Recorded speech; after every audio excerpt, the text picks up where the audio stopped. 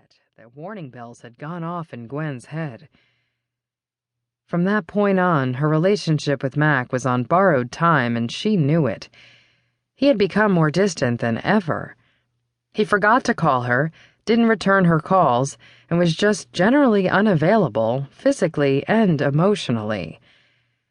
So one evening she had gone to his house to talk and just to spend some time with him, and he'd taken off almost immediately after receiving a call concerning Ava. Gwen had decided to wait it out and see if he came back home.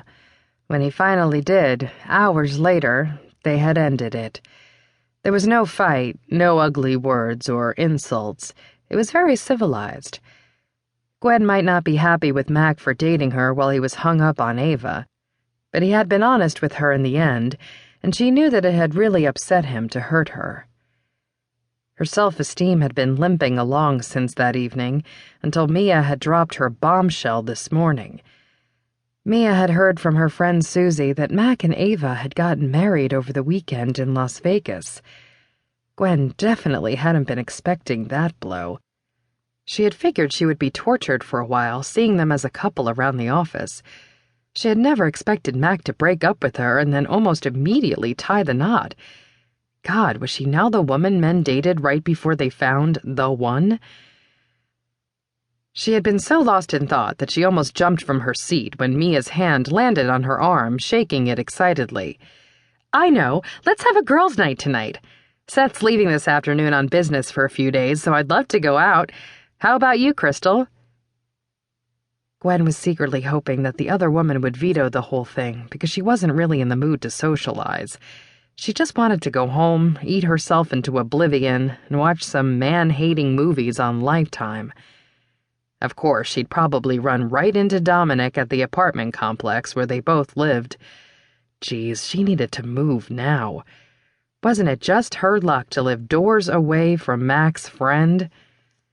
Dominic was already so annoying. Okay, hot, completely smoking hot, but still annoying. It was no one's business if she peeked through her blinds every time she heard his boots in the hallway. Yes, dear Lord, she had to admit to herself that she could distinguish the sound of his tread from the rest of her neighbors. He just looked so good in his cargo pants and those tight shirts. In some evenings, she was even lucky enough to catch him in all of his masculine glory after returning from a run, shirtless and wearing those low-hanging shorts he favored. She loved the sight of his hard body with those rippling muscles, glistening sweat, the tattoos, the... Gwen looked around to see both Mia and Crystal staring at her. Crystal smirked. "Honey, where was your head at? You just moaned and your eyes went crossed. And you have some drool on your chin," Mia pointed out helpfully. Gwen felt her face flush as she quickly ran a hand across her mouth. Darn it, there was drool there. Freaking Dominic Brady. I was just thinking about dinner." "Yeah, sure." Crystal grinned.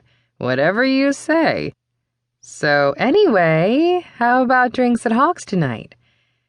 Mia rubbed her hands together. "Oh, going the sports bar route. I like it. Seth would hate it, so it sounds perfect to me." Gwen found herself agreeing. Surely an evening out with her friends was better than sulking at home. After all, her ass was big enough, and adding another pint of ice cream to it wasn't going to help things any. Tonight she would have fun and forget all about Mac. And Dominic. How hard could that be? Dominic Brady sprawled back on his sofa with a big sigh of contentment. Jet lag was a real kick in the ass. Maybe he was just getting old, but flying to Vegas and back in less than 48 hours was not something he cared to do often. When he was in the Marines, he and his friends had lived for quick trips like that. They'd get a few days off and make the most of it. Sin City was a frequent destination back then. Now, just being home in his apartment in Myrtle Beach was much closer to heaven than the bright lights and the scantily clad women on the Strip. Yeah, hell, only 33 and he officially sounded old. The trip this weekend had been for a good cause, though. One of his best friends had gotten married to the